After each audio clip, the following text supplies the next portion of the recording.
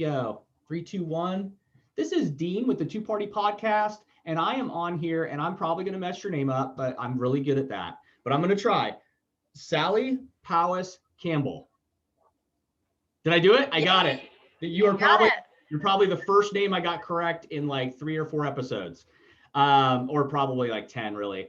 So I'm on here with her now to give a little insight. She is the owner and operator of Holistic Health WHyyc.com. She is also a psychologist, and I'm going to allow you to go ahead and give the audience a little bit about yourself, because I feel like I don't think I'm going to keep up with what you've done in your life. So go ahead and share with them, Sally, all about yourself. Tell us your background, where you're from, a little bit of why and what the journey is that got you where you are. Mm-hmm. Yeah, and I'm not gonna go with my script bio that goes out to media. I'm just gonna go off the cuff here and really explain where I come from and why I do what I do. So okay. That's awesome. Yeah, so I come from a small town in southern Alberta, farming community. And my dad was an interesting character.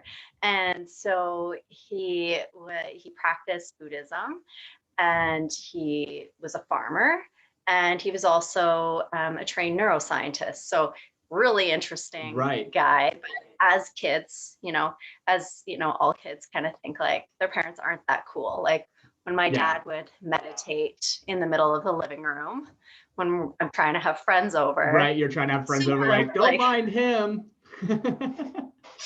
Yeah, and he'd say, I'm enjoying myself, stay out of the living room, and, just all the awkward moments with boyfriends and, that kind of thing. So fast forward to quite a few years to where I'm in university. I move away. He was very firm where, where I'm from, small town, everyone kind of stays there, does, a teaching or nursing degree, and marries their high school sweetheart. My dad was very firm, you're leaving. And I graduated young. So I was 17, and he said, you're leaving town. I don't care where you go to university, but you're going to university anywhere. And I loved school. So it's like, okay. So I moved not too far. I was, about 2.5 hours away, but lived in the dorm, kind of went my independent way. And I always saw myself as an independent kid. But I started to get intense anxiety, started having panic attacks, very depressed, suicidal ideation. And I had a real tough couple of years when I did move away. And that's when I came back to that, weird dad and his weird practices. And, I just thought, okay, I've tried the medication, I've tried everything else. Like, he's on to something. So my dad would lead me through breathing exercises, over the phone. He would lead me through meditations over the phone. Yeah. And at the time too, I was seeing a psychologist at the school. I was taking medication, but when I was in those panicked moments or where I felt like I literally couldn't leave my room, he was there and really helping me. So at that time, I was doing science and communications in school, but I got a bit more interested in psychology. So progressing forward, like I really built up resilience. I built up some of these skills, and I eventually went on to be a broadcast journalist. And so I was on TV, national TV, and I loved it. But I loved interviewing people, and I loved hearing their stories, and I always knew there was more. So then, again, skipping a lot of details here, but I went back for a counseling degree, became a registered psychologist, in all the kind of classic, trained ways. So, cognitive behavioral therapy, touched on a little bit of mindfulness. And so once I was done school, I saw, there needed to be more, like meditation, mindfulness, nutrition really helped me. And it wasn't a big core of what my training was in. So really focused my training once I left school and I became a psychologist. I focused my training on health psychology, so nutritional psychology, looking at kind of the whole person, how they exist within their social environment, their career, their families. And again, nutrition and how nutrition plays a role in mood and mental health, and mindfulness and some of those mindfulness exercises, not just meditation, but mindful walking, just mindful living, infusing mindfulness into our day to day. So that's kind of what I do today. I became a mom. I've got 3 kids and growing. And I love working with families. So it's a big part of what I do, but I also work a lot with adults as well, professionals that don't have kids, and just trying to figure out how mindfulness can fit into their lives and how nutrition can help their mental and physical health. That's amazing. So you have your complete own practice. Is that what I'm understanding?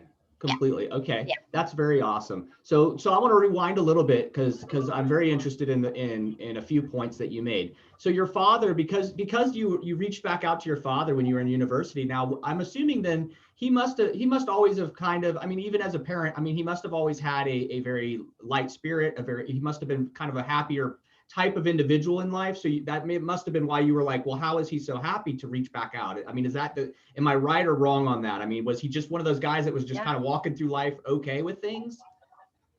Yeah, he is, if you think about any picture you see of Buddha or statue of Buddha, you see this kind of half smile, like Buddha, experienced a lot of suffering, but still there was kind of this, there was always a peaceful presence when you look at like a picture of Buddha and stuff. Yeah. Yeah. Peaceful and content, even in, tough times or rough times. And being a farmer is rough. That's not easy. Like, that's not easy. And I would imagine up there it's a little harder than what we would have here in the States, because you guys deal with the inclement weather up there. Yeah. So yeah, I just kind of, I was always close with my dad. We were very, very similar, although I wouldn't have admitted that when I was a teenager. Right. I don't think any of us ever want to admit that we're like our parents. Yeah. And I won't go all Freud talking about my relationship with my dad or anything like that. Yeah, of course. I just felt that connection, and it just seemed like, okay, this is my lifeline. Well, and I mean, what a great example. I mean, even when as you're younger, you're thinking this is kind of odd and kind of awkward when I have my friends over, but at the same time, when you find somebody in your life, for me nowadays, like we discussed before we got on the show here, I've been on a journey of my own, and for me, it's not just finding myself.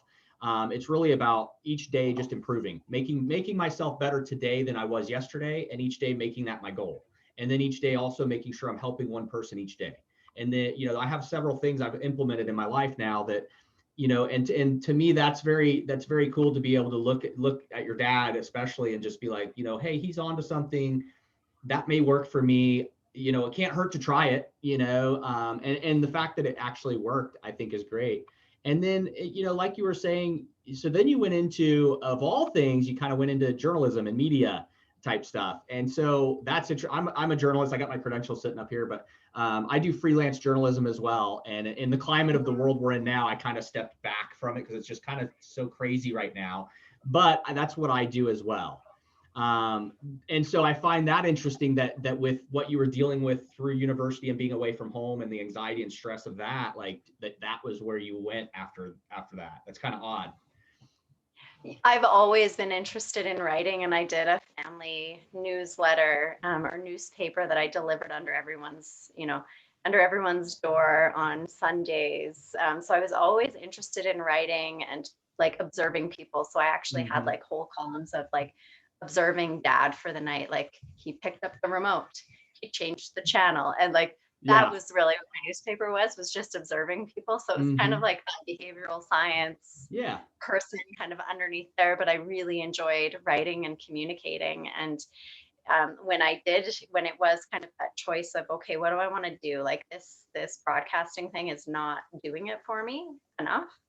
And I applied for a master's of health broadcasting at NYU, and I applied for my master's of counseling. And I went the master's of counseling route because then I could become a registered psychologist, and I could still write, but I couldn't do the other. So that's the great part about being freelance, is that you're, even in the midst of a full career, or even going back to school and doing college and a career, you can still freelance write, you can still publish and do the things you need to do. And that's kind of one of the reasons why I enjoy it. I not just enjoy doing these interviews and the podcast, but I actually enjoy some of the freelance journalism. Because I do like conversation. My wife always says, you talk too much, you need to stop. And that's just who I am. It's my personality. I like to think I'm a little extrovert more than others, but at the same time, I have those moments where I'm just completely introvert and I just want to be left alone and just process life. But that's kind of just where I'm at. And so, journalism and freelance journalism, I get to meet people. I get to hear and share stories with other people. And to me, that's what I enjoy about it, more than the writing, because I taught English. I was a tutor for English for quite a few years. So I did a lot of writing. And now as I'm getting older, I'm like, I don't really want to write and type, but I do enjoy conversation and dialogue, which is why I think I ended up with starting the podcast and really moving forward with engaging that way. I don't know, just interesting, just interesting facts. So tell me more about holistic health. With a W, by the way, for the audience. And I like that it's funny because when I was doing my research, I noticed that, a lot of people would be like, well, that's not spelled right. I noticed it and I was like, that is key. That is awesome, because you're looking at the whole picture is what I'm assuming that all came about. I mean, you're not just dealing with, certain aspects of whether it's counseling, but you're also, like you said, you're dealing with food, mindfulness, you're dealing with all the different things, nutrition, that is really key to the balance of our health. Yeah. And that's just, it is like looking at the whole person, but also looking at the whole environment around that person. So like what is the social environment? What are the attachment types with parents? What is there a pandemic going on surrounding them or not? Right? Is it a lockdown? Those types of things. And so, yes, I actually started with just the H when I was like kind of considering, starting this thing, moving out of, because I worked in hospitals. And yeah, I kind of came to this term and I saw this term holistic. It's actually a word with a W. Yeah. And I was like, that's exactly it. This is what I want to do. This is what I want to get my training in. And so that I can actually, say I do this, that I look at whole people, because we're not, solitary beings by any means. Yeah, and I find it interesting, a lot of the stuff, I do a lot of lives, just to encourage and uplift right now. I go even on our Facebook page. If you look at my personal Facebook page, it's all music and encouraging messages. And then sometimes I talk about my physical fitness journey. Sometimes I'm talking about my mental health fitness journey. And so that's kind of where I'm at in life, and I have been for the past couple of years, is really what I can do to help others, what I can do to impact my community, what I can do to lift other people up. And I use the platform of Two Party Podcast to do that, as well as just that's the walk of life. People that meet me in person are like, you're exactly like you were on the show. You're doing exactly what we talked about you do. And that it's really what I strive to do. And I do talk a lot about the balance, and I talk a lot about when I do lives, I go on and I encourage, because I have a lot of friends. When I was growing up, it wasn't always, sunshine and great things going on in my life at certain points. And some of it was my decisions as I got older, but a lot of my childhood was really rough. And so I always struggled, I always struggled mentally. I always had depression. I always dealt with these things. And luckily I had a great mom who was good enough to take me. She ended up being an emergency room nurse. She was one of the first women firefighters in Veneta, Oregon. She really, when my father and her divorced, my mother took on a role to raise me and my sister in a way that we were just not going to be, defunct into this world of like the dysfunction of your childhood ruins you. My mom decided, I'm going to go back to school. I'm going to work 3 jobs and I'm going to be a mother. And that's what she did. Inspiring. Yeah, she really was. And so what was encouraging is that immediately after the divorce, she put us in counseling. And, a lot of people, even nowadays, it's more, it's more accepted, but even now people are still has stigma. It does. And it's so strange because I encourage everybody, and I've been saying this for years, even before I got on this whole kick that I'm on now, but I encourage everybody to find a counselor. It's nothing better than talk therapy. There's nothing better than just being able to reach out to someone that's not in the middle of your life and be able to explain and express yourself and open up. And my mom was good enough that she got us in counseling from the time I was, I believe, 5. And I've been in counseling almost my entire life. Up until probably the past maybe 8 to 10 years, I haven't had a regular counselor, but I have people that accountability people in my life that now I can talk to.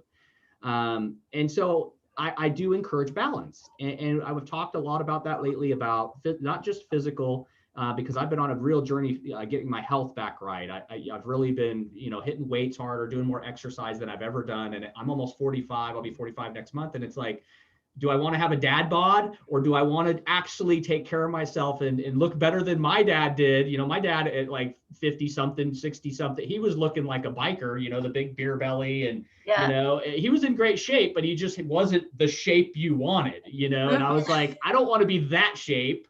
And genetically, I probably will be. And so I did start that journey. So I always encourage lately is the balance. And I think what I see in reading through your website on just reading about it is that you provide balance. You provide not just the physical encouragement and the nutrition that we need physically, but I think with the counseling side of it, it's so important and that's why I encourage it for people, is it's so important to have that mental balance as well. You can't be healthy physically and not healthy mentally. And then you also can't be, no matter what your spiritual background is, whether you're Christian, whether you're Buddhist, whatever your belief system is, there has to be a balance there too. And it has to be healthy. And that's kind of the things I've been encouraging a lot lately on the show. Yeah, and balance, it's one of these words that either people like cringe, or they're just like, balance doesn't exist. And so I sometimes, just on that note, is I talk about it more in terms of like, okay, let's just like balance our well-being. So I often use the visual of a Venn diagram. So we've got 3 circles, and in the center is our well-being.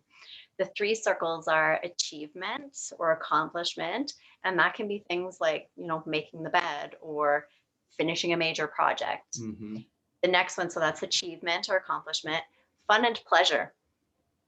Right? We need fun, we need pleasure, but we still have those in a pandemic. I was going to say, in the middle of this whole pandemic, we definitely need something. Yeah. And it might just be, a piece of chocolate. It might be a hot cup of coffee that you actually get to drink from start to finish without microwaving.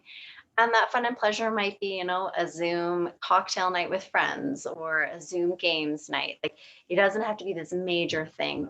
It could also just be, seeing an animal or hearing an animal chirp as you're on a walk, right? Yep. So it doesn't have to be these big check marks, these big events that are pleasure ridden. And then, the other piece is social connectedness and closeness. And this is one where, no matter if it's a pandemic or not, many people do struggle with this. And sometimes it's, feeling like they're getting a sense of closeness just with social media. But sometimes social media can actually make depression worse, and you feel very left out, and you see all these amazing things people are doing. And so when we put those 3 together, like, sometimes one is like way bigger. So like people who work, for example, I was speaking to about 20 surgeons this morning, and I was talking about this, and I said, many of you, your achievement accomplishment is here. Yeah. Right. And that social connectedness, other than your coworkers, is very small. And fun and pleasure, unless you actually intentionally do that, do you have the energy for it? Like, how can we find some balance in these 3? And then there's some people where it's just fun and pleasure right now. Right. Yeah. Finding any way they can to just stay sane, just to stay upbeat. Yep. And sometimes that is unhealthy coping mechanisms, right? Like, we know that there's a lot more drinking happening right now, a lot more marketing of alcohol right now. And so I like to talk more in terms of the balance of those 3 things, and having that chance to reflect at the end of the day, and check in, like, where am I at with these 3? what can I do tomorrow to kind of add something to each of those boxes? And something that you mentioned is, having, like, regardless if someone has a counselor, many people have people in their life as those touchstones. So I do have a few clients where they have a buddy that they check in with balance on. Yeah. Right. And that's one of my things is, I talk to my wife, she talks to me, that's obviously the immediate, not just in the relationship of the marriage, but it's also our immediate connection of having an accountability partner. But I also have certain friends that, my circle over the years isn't very big anymore, because I know who I could rely on. And I try to surround myself with people that are not just uplifting, but people that not only want to see me and celebrate my success, but I want to celebrate theirs. So my circle is kind of that way. I like to see people succeed these days. I don't want to see people fail. Whatever I can do to help them up, I try. And so I keep around me a couple people that I know I can, they know to keep a secret. They know how to keep private conversations private. And so those are the people I keep closest to me, and those are the people I check in with, and those are the people that I hold myself accountable, I hold them accountable, and they do the same of me. It's a two-way. It is, and that's exactly what we do, because you can't just have somebody always being the accountability partner and you dumping on them. You have to be able to open that door for them to make it an actual fair and healthy relationship between the two of you. And that's kind of what I like to do. And, I tell them, if there's something going on in my life and you see something I don't, please let me know. If there's a mood swing or something I'm doing that's just not me, you please be honest and just let me know. Hit me in the face if you need to let me know, but let me know. And so I found that, even though I haven't been in counseling in years, I learned a lot in counseling. And that's why I encourage, for a lot of people that never have, that's why I encourage it so much, is because I learned coping mechanisms and coping skills through counseling that honestly, if I didn't have, I don't think I'd be sitting right here right now. I don't think my decisions and choices that I had made in the past would have sent me down the same roads, potentially worse, because I wouldn't have coped with situations emotionally the same as I did when I dealt with them with the skills I got. And I think it's important that we, with your situation, what you're doing, I think it's great, because I think this is what we need more of. I mean, my personal opinion, I think people really need to start diving into looking in the mirror at themselves. They need to start understanding why they do what they do, ways to change that. Sometimes it's habits, sometimes, and again, I'm not the professional, but I know sometimes it's habits, and sometimes it's just repetitive behavior becomes kind of like what you do in life. I see a lot of my friends from high school that are still stuck in the same town. They go to the same bar, they sit on the same bar stool, and they've been doing it since they got out of high school. And it's like, guys, you want to grow up, you want to get a house, you want to get, are you going to get a business? What are you going to do? And they're just happy, go to work 9 to 5, get the paycheck, go to the bar. And it's like, that's just not me. I'm just not that person. Yeah, that self-awareness piece. And like you said too, is, there's habits that we can build. And if you kind of think back to early in COVID, everyone was like, I'm going to change my life. I got all this time at home. I'm going to change every habit I have. And obviously that's not really attainable. Yeah. And I talk to a lot of clients about micro habits. Yeah. You've never ran before. We're not going to start with you running a marathon. What we're going to start with is buying runners. Next step, wear your runners in the house. Break them in. Next step, go for a walk around the block every day. Right? Building up from there. So the micro habits are so important. Just starting small and seeing again those achievements. Because again, if you set, I'm going to be, running every day, 5 kilometers, whatever it is, when you've never ran before, if that's what you're basing that achievement bubble in your Venn diagram on, you're not going to have it, and you're going to feel like failure. Yeah, I used to run, and I try my best not to anymore. I used to run literally 6 miles a day, every day. And then I got to the point where I was doing 12 miles three times a week. I would do 12 miles a day. And I mean, I think what I did over the course of those years is I ran myself into not ever wanting to run again because I just ran so much. Endorphins? I don't know. I used to box a lot when I was younger. I boxed nationally, professionally. And I reached a point in training where I enjoyed running, and I was like, this is great. I feel good when I'm doing it. And then I get back in the gym, I hit the bags and I feel really good. And then there came a point a few years later where I was like, I don't ever want to run 6 miles again. I just don't want to do it. And now I'm back where I'm on this fitness journey. So now I'm back, like, I got to do cardio. So I'm like, I tell my wife, like, can we just go buy a treadmill and I could just jog in place on a treadmill in our house instead of having to go do the street work that I need to do? And she's like, nope, we don't have room for it, And I'm like, I got to go outside and run, and I don't want to. But it's just one of those, like, sometimes I feel like, and what it really is to me is it's my own wall. It's me putting up a struggle against myself. Like, I know it's good for me. I know it. I was good at it. I'm okay with it. It's me just saying, nope, don't do it. It's like me having this struggle with myself internally. Resistance. It is. And I know it is. I recognize it, but I'm still like, I don't want to run. I just don't want to run. I don't care what kind of shoes I got on. I don't want to run. And I think I just kind of burnt myself out boxing. We used to run so much boxing and training that it was like, I hated it. It's just kind of like athletes after so long, they just don't even like the sport anymore, And that's, when I talk to clients about movement, and I've done some training in sports psychology and performance, mindfulness and performance. And something I talk about is, we have to be really mindful of what we find joy in movement. And that can change at different times in our lives, right? And so, like, I've got this journal exercise that I have clients do sometimes where they're trying to figure out, if they like certain activities, but also they're trying to remind themselves why they move, because it feels good, right?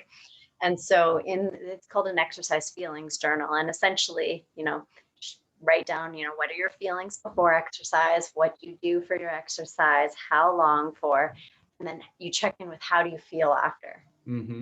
So you do that for a course of a few days, and you kind of get a gauge for, like, okay, how do I enjoy moving my body? Not based on, what Instagram says I should be doing, or, Peloton craze. How do I enjoy actually moving my body? Is it the music that really helps move me? And you mentioned having a music background, right? Like, that is a great way to get into flow, like those professional athletes. But it has to be in that movement that you enjoy to find that flow, where it doesn't feel like it's like a strain or an effort to do it. And I think that's where I'm at, is like with running, it's like, I know I can do it. Like, I know if I have to go chase my dog down the street or my son or whatever, I know I can do it. I don't smoke anymore. I don't drink anymore. I eat really healthy these days. So I've changed all of my lifestyle ways that way. But I know for sure, like, if I go out there, I'm not, like you said earlier, I'm not going to run out there and just go do 12 miles because I'll be dead the next day. But I know for sure I could get out there and do a mile or two if I wanted to. And part of what I've started trying to get myself back into doing is, like you said, even starting with just the baby steps. Like, I literally been going out and just maybe a walk around the block, maybe just a walk around 2 blocks. Or to make it more fun for me, I'll go with my wife and do the window shopping. So it's like, she'll be like, can we go somewhere? And I'll be like, okay, this place is open. And so I'll make it like, that's, instead of me having to go jog or run or walk, it's like, okay, I'll go shopping with you and walk around, because I know you're going to take me all over the place because you love to walk around and look at stuff.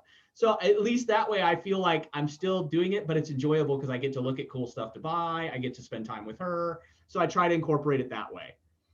You get the social connectedness, but also being outdoors. There's an approach called nature bathing or nature therapy, and just being outdoors. Some research has shown that, like, 5 to 10 minutes of just being outside, it has the potential to really boost our mood. So, I mean, even if it is window shopping outdoors, I mean, in Calgary, where I am, when it's minus 30 Celsius, we don't really like to window shop. So that's why you get more runners here, because it's too cold to walk. Yeah, you're not going to go slow. You want to get the blood going.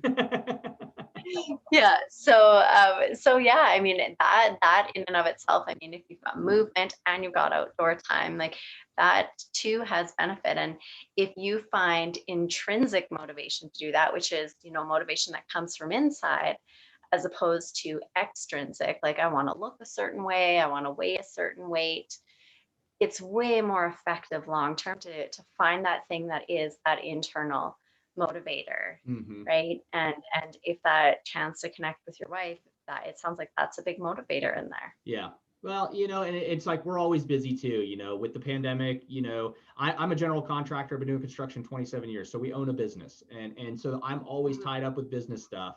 I do the podcast show. I'm meeting with people all the time. I have other investment interests that I do in other businesses with other people, partners. And so, yeah, I'm busy. And the thing is, my wife, up until this past year, she's had a lot of health issues going on that has literally caused her to not be able to work anymore. And this is like, she's 36 years old and has full blown glaucoma to the point where she's legally blind now at 36.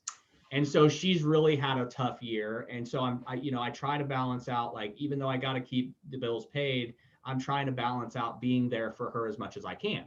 And we also decided, even before the pandemic, we decided this year we'd try homeschooling my son, and so we started him doing that before the pandemic even came about, before all the lockdowns and stuff. And so we started that. So she's busy, when I'm out working, she's busy kind of helping get him and his education moving forward. And I, when I'm home, I try to be part of that as well, but mainly just kind of spend time. So again, like you said, being able to even go and like incorporate or cheat, I call it cheating. I'm cheating my running exercise by going and having fun with my wife, but that's it. It gives me that little opportunity, because I think a lot of times, successful or failed marriages, there's times where we know, no matter what the situation may be, there's times where we know we could have done better.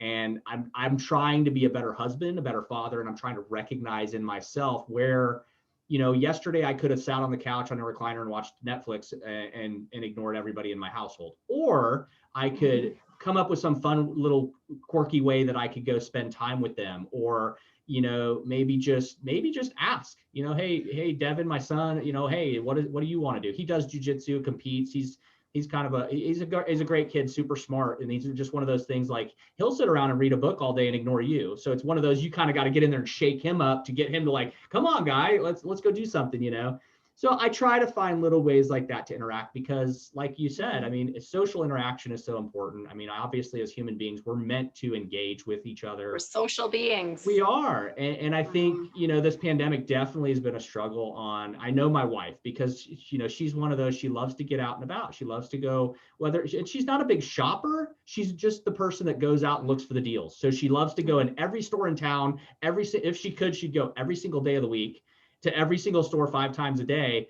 And that's how she relieves stress. That's how she just copes with life, is like, I get to go window shop and find good deals on stuff. And half the time she just doesn't even buy anything. She just kind of wants to go look what's available. But I think it's, for me, it's kind of, I'm helping myself by trying to find these little ways of improving myself, by also being able to help improve their life by me being there.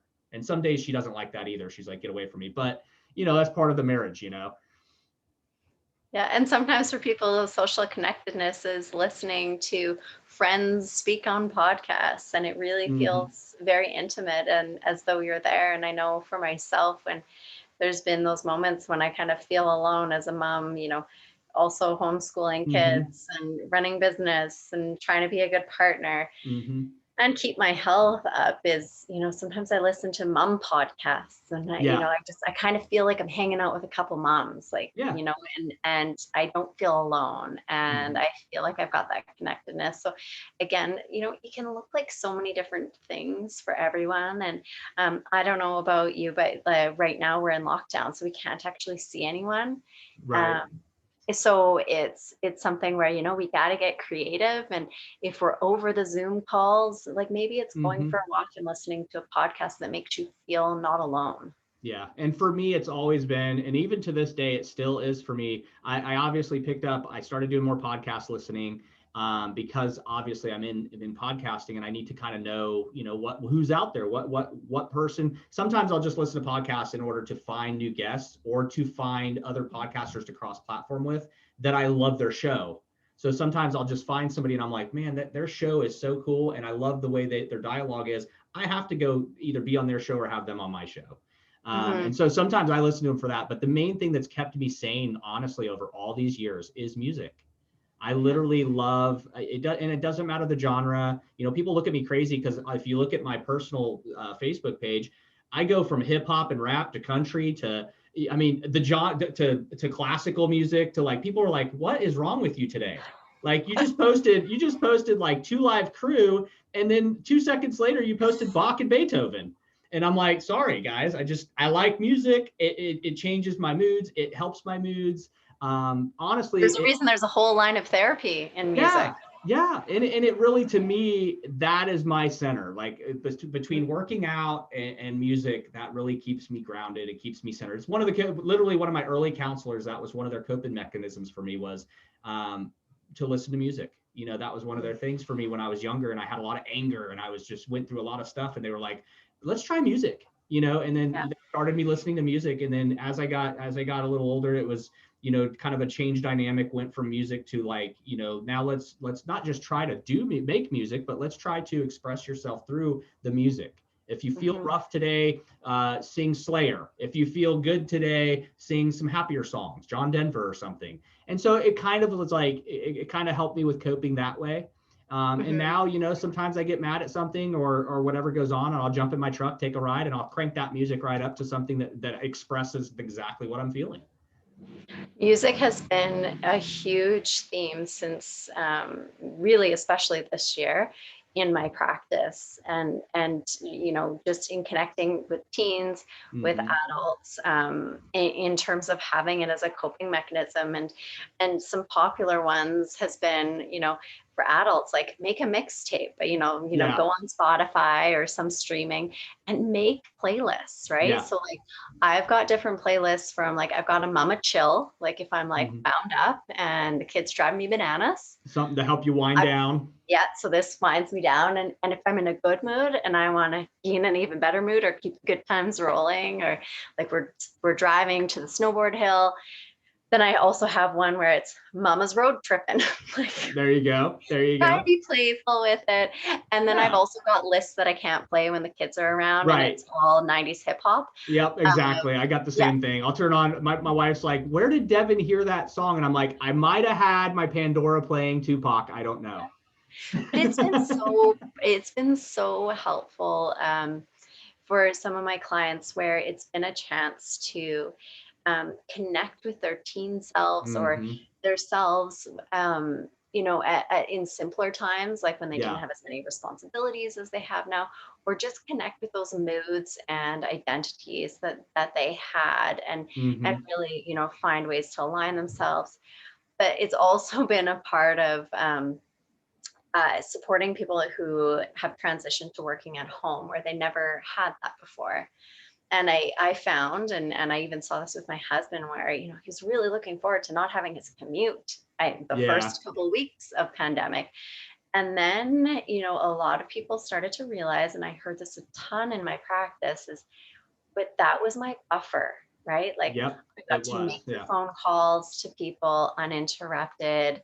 I got to listen to songs I wanted to listen to podcasts. Sometimes it's just being silent and driving. Sometimes it's like letting everything go and be silent in your car and drive. Yeah, that's totally, I understand that.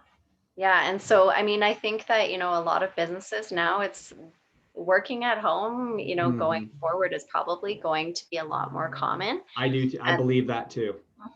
And so what I've talked to clients about is, like, let's have a song, like one song, you know, it's only 4 to 5 minutes, maybe 6 minutes, depending what you're listening to, but pick your buffer song between work and home and work, right? Even if you're in your office, you know, have your earbuds in, or if you need to kind of walk outside, go sit in your car, do pretend errands, just find that way to find that buffer for you, instead of just work home, and just find that joy that music can bring. It's incredible what music can do for the mood. Yeah, and you touched on something that kind of hit me right there, was about how some music kind of brings us back to a time or a period in our life where Like like you said, it was simpler, or things were just maybe happier, or just a part of our life that we just really enjoyed and reflect on. And one of the things music does for me when I listen to like old school hip hop or things that I grew up on music wise, it not just brings up the memories of that time period, but what it does for me, and maybe it's just the way I think, what it does for me is it gives me an opportunity. In my younger days, I was such a fast adrenaline junkie type of person that I never took time to look and reflect on anything. I was just that guy. If you told me it couldn't be done, I'd show you it could be done, no matter if it was good or bad for me. And so I find when I get to look back, like you said, at those simpler times, I actually now get to reflect on who I was then, how I was then. Sometimes for me, it's sometimes painful to look at like how I was and how I treated those around me at those times. But it gives me, to me, it's a healthy way to process, because I get to actually filter through who I really am at the core, who I really was. And why I was the way I was back then is always a question to me. I don't want to be 70 years old and still be having these questions. So I've taken time now to kind of like, why was I a jerk back when I was in my 20s? Why was I, into this at 30, And so I really have taken time to kind of, like you said, look back at some of the simpler times where, even though back then it was simpler times, I didn't take time to process and reflect life. Yeah. And so it's fun for me, it's fun and a coping mechanism to be able to look back at those things in a healthy way and say, why did I do that? Was that a good thing, a bad thing? Why did I treat this person this way when in looking at the situation I didn't need to or wanted to or even have to? Kind of reactionary stuff, I guess, reflecting. It just that you touched on that's just very interesting, because I do look back a lot at the past, and I know we're always told, like, we always hear society and everybody tell us like, you shouldn't dwell on the past, and while I agree with that to a degree, I feel like you almost have to process that stuff to really understand where you are, who you are, and obviously to make it where you can move forward in to me, happiness, to have a content life.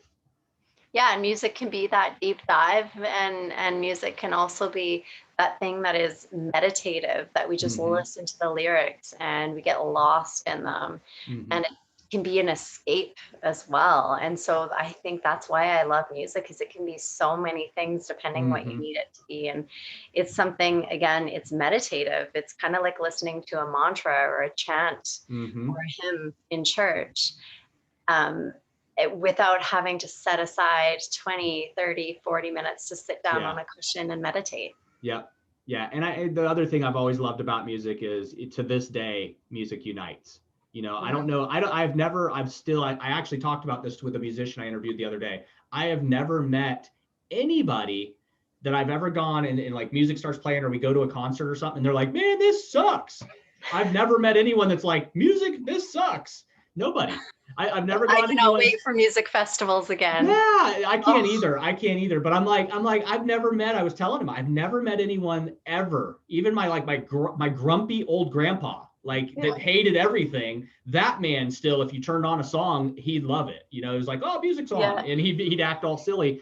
But it was like, I've never met anybody that just hates music or just is miserable when music comes on. Even if it's music they don't like, it's still that, like, you'll catch them kind of nod their head or tap their foot, because music just kind of unites. It just brings something out of us, I guess maybe it's something primal, like we just, the beat of a drum, like tribes or something, just it brings something out in people. And I think it's healthy. I think it's good. It is. All ages. Yeah, I agree. It's funny. My son, because he does the kids classes at jiu-jitsu and stuff. They just moved into the adult, but he does the kids.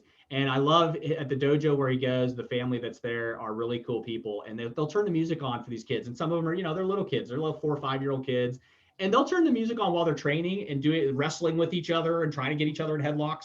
And it's so funny because they're just bouncing around to the music. And to me, like, I go there and I watch my son train, but it's like I'm having more fun watching the little kids dance to the music than I am watching him actually learn the sport. It's like, it's kind of fun, Tell me a little bit about, now this is one I'm interested in, because I am, and I think I was reading on your thing here that you're a kind of a foodie as well. So food. Let's get into a little bit of that for the audience, because I think I many years ago, I started changing. I had 2 bad faulty heart valves. And Okay. for a period of time, my doctor, when I was in Florida, before I moved out of Florida, they were going to go and do open heart surgery. They were going to change both valves out. The mitral and the aortic was bad. I moved from Florida to Oregon to like all over the place and transitioned, and I ended up here somehow. I don't even know why. I ended up in Tulsa, Oklahoma, and I changed things around. When I met my wife, I stopped drinking. I stopped smoking, partially because she would have never married me if I didn't, but also because I knew it was just not conducive to my health. And when I got to my first cardiologist here, because I had to check in every 3 months, I had to have a checkup because the valves were so bad. And I started to go to this cardiologist here, and he goes, all right, we had our first visit. He goes, yeah, things are rough. Things are not looking, we'll reassess this in about 6 months. And I stopped drinking. I stopped smoking. I started exercising. I started getting more healthy, and eating right. And that was like one of the biggest things is like, I wasn't eating fast food. I wasn't, just because I was hungry out and at work and I had nowhere to go make real food. I wasn't just going to a drive-through. And so I started being more aware of like what I'm putting in my body. And I went back 6 months later, and he did the full workup, the full scan, the whole nine. And he's like, I don't, you can attest it to a miracle, or he says, you can just attest it to the fact that you're not drinking, smoking, and eating like crap. But your heart valves at this point are really good. And we're going to clear you from surgery at this point in the near future until anything changes. He goes, because I don't think at your age you want me to change out valves and you would be living on medications the rest of your life, and potentially you could, there's things that happen during surgery you could potentially not come to. And he goes, so I really don't want to put you through that, but I do want you to know that your diet probably played the biggest part between the smoking and drinking going away. He said your diet is probably 99% of really where your organs and tissues are starting to really mend and get the nutrition they needed. And so that was really like an impactful thing for me at that time. And great cardiologist. He was just really amazing the way he explained how the diet is just such an impactful thing, especially on the heart. And so tell me a little bit about that, because I hear a lot locally. There's places here that talk about when they work with kids, even through therapy. Diet in kids is very important too. And I don't think a lot of people understand, you can't just keep feeding your kid McDonald's. They really need really good, healthy nutrition. Yeah, so I take a couple of approaches to food. So the one approach is nutritional psychology, and fancy words for food and mood. So we know that food impacts mood, and we know mood impacts food choices. I'm always grumpy without food. I am the grumpiest man on the planet. And from a nutritional psychology perspective, we don't just look at what we're eating, but we also look at timing. So when it comes to timing of food, we want to eat within 90 minutes of waking, and we want to eat every 2 to 3 hours. We want to make sure that we have fat, protein, and carbs in every snack and every meal. So that means you don't just have an apple, which is just carbs. You have an apple with some cheese, or an apple with some cottage cheese, or with nuts. Like, you need to kind of pair, so you're not just having carbs. And the reason for both the timing and composition for foods is that you really want to make sure that you're monitoring your cortisol levels. So cortisol is our stress hormone. And when we have, say, just an apple, while it's healthy, low calorie, it's fruit. Apples are great. I love apples. And my youngest's first sentence was apple a day. So I love an apple. And my dad, who I mentioned at the very beginning, it's his favorite food. Right. Except now I have him eating it with nuts. Yeah. So an apple, it's great, but you eat just that apple and your cortisol levels go through the roof. Right. Which leads to irritability, which leads to stress, which leads to inflammation. It's just not enough. It's not that it's not enough. It's that your body, the blood sugar goes up really high, and then it causes your body to create stress hormone. And then what happens is your body then has a spike in insulin. Okay. So you kind of like your energy and your mood just up and down, up and down. Same with if you haven't eaten anything. And again, you'll have people who will, share about intermittent fasting, and I'm not here to debate anything. It's more, I come from that approach of nutritional psychology where we talk about Mediterranean diet.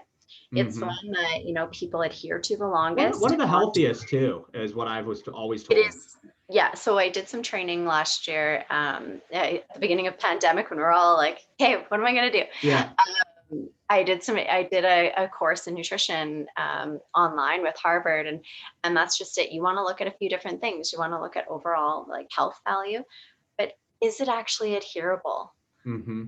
So you look at keto diets, you look at intermittent I fasting. tried the keto diet while I was doing Mhm. my fitness last year, and I was working out, hitting weights hard. I started out doing like a kind of a bodybuilding diet, like Mhm. prepping for a show, and it was 5 meals a day, low to no carbs, no sodium, zero sugar. I started feeling like diabetic. Like I started feeling like I was not going to make it.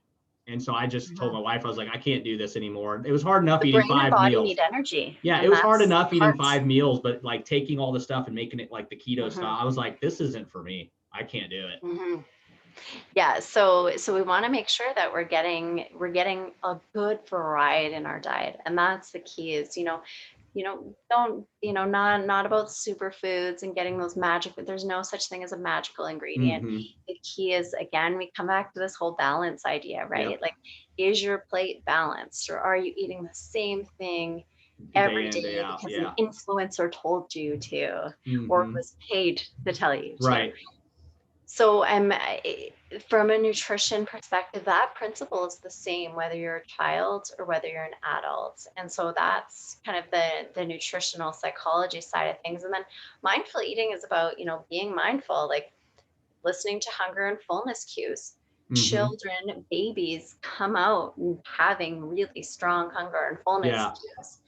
And as adults, we sometimes override that by, you know, based on like a lunch hour or, Mm-hmm. certain times that we eat at. And again, you want to eat every 2 to 3 hours. So there's a balancing act there. But with adults, often there's, oh, this is a good food, this is a bad food, can't eat this, and then there's restriction cycles, which then lead Mm-hmm. to binging. So we kind of override those urges and that hunger and fullness, trying Yeah. to tell ourselves, you can't have this or you can't eat at this time. So we can learn so much from kids Yeah. in terms of, being present with our food, squishing our food, using all our senses, Mm-hmm. smelling it, listening when you're chewing it, feeling it on your tongue. Mm-hmm. And so often we're rushing through our days, and food is just something we kind of scarf down. And, part of the digestion process is, chewing our food Right. and eating slower. Otherwise, we have indigestion, Yeah. Yeah. right? Yeah. So, If you don't chew something up all the way, it's not going to be as easy mhm, to process once it reaches that down in your stomach. Yeah, that makes mhm. sense. Totally. I love this ride. Music to food. Right. It's great. It's It's great. balance. Yeah. It is. It's balance. And obviously we touched a little bit about exercise, but one of the things that's highlighted here that I'm seeing here on your page here, and we just moved into the food. So I'm going to just move into art. Gratitude journaling is something I've discussed on the show before with several other guests, and I Mhm. I, I honestly can't express more how important it is to journal life. Mhm. And I can admit I'm not as good at it as I used to be as far as the writing of it. My wife is faithful. She journals every day. She started last year a journal where me and her journal to each other. So when we're super busy and we don't have time, she'll write a little entry into it and she'll set it on my Mhm. side of in the living room next to my, so I know she wrote something. And then it's my turn. I'll grab it and I'll respond to Mhm. hers as well as add my entry. And so we started doing that, which is, to me, that was very cool as a couple in a marriage. I thought that was a very fun thing she started. But journaling is so important. And one of the other things I think that I'd love for you to touch on is like art, because I've also had another guest on that brought that up, that art, it can be such a great expression for mood, emotion, and just health. Yeah, and much like music, I mean, there's a whole area of therapy that is art therapy, and I'm trained as a play therapist, and Mm-hmm. and I take that approach with adults too, and we bring in some arts, some Play-Doh. Uh, I feel like I missed the bus, because anything that says play therapy, like that should be my career, because I love toys, playing. Like I go in my son's room, I'll build Legos all day. like I missed the bus. I'm on the wrong career. Hey, it's, there's always time. Career change. I mean, Right. seven careers they say people will have. It sounds like you've already got 7 careers on the go. My resume is ridiculous. Not even, it doesn't even touch yours, but for real, I've done so many crazy things and career wise and changed positions. And it just, I'm one of those, I call it my every 7-year itch. I get a 7-year itch. Yeah. I've been doing construction 27 years. I have had businesses and gave them up and sold them and moved and then came right back to construction years later. I got computer engineer's degree. I owned a computer repair business. I hated it, went on. You name it, I've probably been a part of it. And I reached this 7-year period. I'd love to read journals. Yeah, I'm like, I'm bored with it. Yeah, I'm like, I'm done with this. I'm going to start doing this now. Yeah, no, just in terms of journaling, I mean, it can be so many things. I've got my agenda here, and like as an example, it can be just like one block that's just gratitude that I just like. What was my gratitude last night? Vegetables that make me feel nourished. Hey, this is candid. This is actually what I wrote down there. Right back to my favorite love, food. Yeah, exactly. I wonder what was the day before. Books. It was just one word, books. Yeah. And so that can be journaling. Doodles. So I also doodle in my agenda. So my agenda is like that place where I track that achievement, that balance piece. It's the place where I have my to-dos. It's the place where I list my ta-das, like the things I did that I forgot to put on my to-do list, but I still want to put a check mark beside. My ta-das. It's almost momentary. It's almost momentary expression, really, when you do stuff like that. Even like you said, even one word or a doodle. I mean, it's just a momentary expression of how you're feeling at the moment and reminding yourself. And then, it can be free-flowing thought on, 5 blank pages. I just always encourage people, like anything, if one is struggling, then that journaling exercise, we just need to be careful if it's something that just makes us feel worse. And so for some of my clients, we set time limits. And we say like, okay, here's some guiding questions. Or it's really specific. Like I've got an exercise feelings journal, like I mentioned. I have a music journal where people listen to songs and they write with some prompted questions.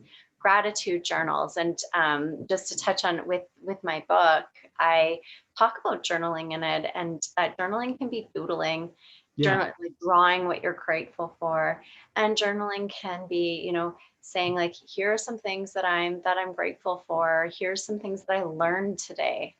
And I think that's important that we got to recognize those things. I when I was younger, I was diagnosed with a photographic memory. It's not so good anymore because of years of just being making some poor decisions, we'll say. So my memory is not as great as it used to be, but it's still pretty good. And so my wife's always like, well, you need to get your own personal journal still, because I used to for years and I just don't anymore. And so I'm like, you're right. You're always right. However, I do journal in my head. And she's like, that's cheating, because then you can't reflect on it and you and I can't go through it. And I'm like, I know, but so yeah, I always find these little ways to cheat through things, I guess. But that's been mine lately. It's been like, well, I remember everything. Or cater it to what you're looking for. Yeah, and she tells me I need to get it out. That's her thing. She's like, yeah, not only are you cheating, but you're not getting it out. And I'm like, you're right. I'm just building up this big clogging my memory. But yeah, it's just one of those like. I always encourage people in the audience, because I feel like when I was doing it, when I was younger, and even through my 20s, I was journaling. And I feel like it was something that was so impactful for me, to the point where there was times where I was like, I forgot one day or something, and I would come back the next day to journal and be like, oh, I forgot yesterday. And it was kind of a little disappointment. I was like, that's a bummer. I didn't get in anything yesterday. And so it is really encouraging. And it is, one of the biggest things, one of my counselors that got me into journaling had told me is, this isn't just for you to write down and express right now. This is for you when you're at a healthier point in your life and in a good time of your life. This is for you to reflect back on. And there was a few years later in my 20s that I did that. And I grabbed a couple journals that I had in a box, and I was like, let me see what this, and I started reading. I'm like, that was me. Like I wrote that. Like, what was I doing that day? And it was just kind of fun to go through because I was in a better mind state. I was in a healthier place, and I was able to look at it objectively and be like, this is kind of like, who is this guy? But at the same time, I'm kind of cool. I'm all right. I can live with me. Because there was a period of time where I didn't love myself. I didn't like myself. I was always critiquing myself. And when I was able to, at a healthier point, be able to look at these journals and go, man, I really love this guy. He's kind of fun. And it was neat. It was great to be able to feel that. And that's why I try to express that to the audience, that that's something they should do, because it's healthy, but it does bring a great feeling back to you to be able to remember little things that you wrote and thought about at different points in your life. The reflection. Yeah, for sure. Tell me a little bit about, I really was thinking more along like the kids side of things and family, because I know you touch on that as well. And then after that, let's get into your book. I want to talk about your book. Okay. Tell me a little bit about maybe just a couple easy, quick things that maybe as struggling parents with children, maybe difficult children. I hate to use the word difficult children, but that maybe somebody in the audience maybe could hear, that you could give them some advice that maybe could make it a little easier on them, whether it's with patients or whatever, within a household that's kind of maybe disruptive or having issues with figuring out a kid. Because sometimes it's really about just kind of figuring out our kids. Each individual is a different person, and they're going to act different. They're going to behave different. And sometimes it's about honing in on what it is. So maybe you could touch on that a little bit. For sure. Yeah. And speaking of kids, I've got to go get one of mine. I was going to say, we're running pretty good. We're running pretty long. Yeah. So yeah, just, you know what, I'm actually going to keep this one short and sweet, because I think that there are so many parenting manuals out there, and they become overwhelming. And so I've got this acronym that I share with parents, and the acronym is HALT, right? And so HALT, as in like stop. So the H, so essentially what you want to do is, if your child's acting up, and you want to kind of check in. Okay. So H, is my child hungry? A, is my child angry right now? L, is my child lonely? And T, is my child tired? And honestly, for adults, we can also check in with our partner if they're really kind of being irritable, or we're having trouble communicating, is checking in with our partner. Okay, let's halt and let's check in. And again, this is part of mindfulness, and creating that pause instead of just kind of pushing through. Is like, oh, got a temper tantrum, we're just going to kind of push through this and get through it. Is like trying to learn to halt. And so we've got it up in those areas in our house where, sometimes, behaviors can act up, whether it's, brushing teeth in the kids' bathroom, or if it's in, the back door where we have to kind of get ready and sometimes we're rushed. And then I encourage families around me to do that, as well as kind of have that check-in so your child feels heard. And in this pandemic, that is very important. Yeah. And it's funny you mentioned that too, because I was just going to say, in the middle of this pandemic, I hear a lot of families struggling because they're all home. It's crazy. We always want to love and be close with our family and all, but we don't realize how busy things were before the pandemic, that mom was here and dad was here and the kids were at school, and now everybody's home. And it's like, a lot of people don't know how to cope with it. They're like, wow, we're all in this crazy house, and we're all these crazy family, and we're stuck in together, and they're having a hard time with it. But that's very good advice, to just halt and really analyze what's going on. And then just mindfulness activities. And again, not getting kids having this expectation that kids will meditate, but in my book, and I call it a playful guide for families, in that, okay, how can we playfully, or just, infuse mindfulness throughout the family life? And so, rock a stuffy is one exercise where you have your child put their stuffed animal on their stomach, lie down, and rock their stuffy to sleep by taking deep belly breaths. That's right. Cool. And that's a really popular one. And then journaling, touching on what we talked about, making music. So having kids, make music, and my son loves that. Yeah, my son loves that. And their sense of hearing. So if we think about a very basic level of mindfulness, to be present is to be present with one or more of our senses. And so the ears, right, and listening. And if you're working on with your kids and getting them to listen more, have practices where you're focusing on that same skill. I got to work on that. I got to work on that. My son doesn't listen. Nah, he's super good. So tell me before we get off here, I know you got to go. Tell me a little bit about, first off, tell me a little bit about the book, obviously, and then tell me what inspired you to write the book. Yeah. So my book, Mindful Mamas and Papas, Playful Guide to Mindful Living, is a book for the whole family. And essentially, it's not a textbook parenting book that sits on your side table and gathers dust like I had before and, shortly after I had my first. It's more of something that you can just pick up, and there's different sections. So there's a parenting and partnering section, because the partnering piece is also important, and many parenting books don't even touch on that. Right. But and partnering, I also talk about, if you're a single parent, like partnering up with other caregivers around you, asking for help, setting your intentions as a parent and taking, what are those values from your upbringing and your parents that you want to take with you? And what are ones that maybe you want to learn from, right?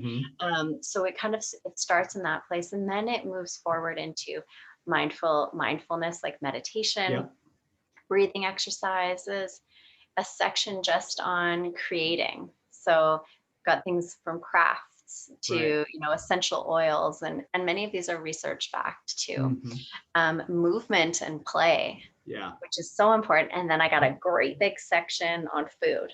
So how we can play with our food and how we can bring mindfulness to our food, make food art, because kids love playing with their food. So you may as well make it an exercise.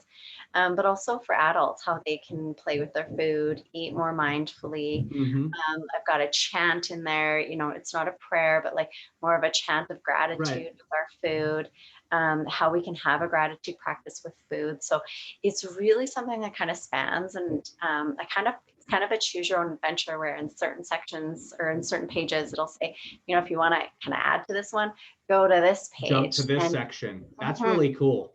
Yeah. So I try to make it really interactive and fun, and it's full color. And let's pretend I've got it. Right. I should have it, but I've got a bunch of digital downloads too on my site that I pulled from my book. So everything from tech contracts, and because tech use and pandemic or not. I think we're at a digital age. Yeah, we're at a digital age. I mean, and it can be used. I've heard a lot of people talk about how it can be used for therapy, not just in the Zoom meetings, but there's different things you can do, computer software and stuff that you can utilize. And there's pros and cons. Yes. I think that we need to have just an episode on tech use. I think we do too, and probably mindful tech use and the healthiness of it and unhealthiness of it. I would agree. I would agree. And going back to my training, I mean, that's what a lot of my research was media and how it can play a positive role. And later today, I've got an interview with a documentary maker, and we're just talking about selfie culture and how it's impacting parents and children. So, it was just, my book really kind of spans everything. And I started writing it when my first was about 6 months old, and I literally felt like I could not breathe. And the anxiety that I got when I first went to university started really creeping back, and I kind of hit the pause button, and I went back to what I knew really helped me, and that I lost somewhere in that journey towards parenthood. So it was a long journey to write it. I didn't force it. I took, little mini writing retreats where I, went into the mountains, went to Montana, and just took time to myself, full days. And I just, sat and wrote and created. Nice. So a lot of research went into, a lot of time. I love it. I love it. And so tell us real quick, tell us where the audience can find the book, where they can pick up a copy of it. Tell us also where you would like, we'll post all the links on the show and on the episode. Tell us where you would like them to find you, social media, or even the website. Tell us all the locations they can touch base with you. Yeah. So my website for my private practice is holistichealthyyc.com. But in terms of my book, there's tons of resources. And so you can download and get it instantly to your inbox. And some of the tools as well are nutrition based. So I've got like, a great infographic just on like baking a Buddha bowl or making a jar salad. So I've got lots of downloads on there that aren't just for parents. So that site is mindfulmamasandpapas.com. Okay. On social, on Instagram, I'm at holistic with W, health mama. Okay. So holistic health mama. And then I also have a mindful mamas and papas. So at mindful mamas and papas. So you can reach me there, direct message me there. I love sharing resources and just, interacting with my audience there. And I also have a lot of resources that are nothing to do with my businesses. And I love promoting. Yeah. And I think that's awesome that that our audience can find resources like that throughout. A lot of people focus on their website or they focus on, one page or something. I think it's important. I try to do it not just on the podcast platforms, but even on my personal pages. I try to provide something of substance to everybody. So it's not just coming on my page. Like Facebook's a different story. That's all music and fun and encouraging stuff. But I mean, some of my other ones you go on, you'll find cars, you'll find where I like cars, and I'll give tips on where there's car stuff you can buy, or, so I find it's really good that you do that. You cross platform between, where you can offer resources that help people. Sally, it's been great having you on here. We definitely need to do another episode. Because I feel like there's so much more I do want to touch on. Just scratching the surface. We really are.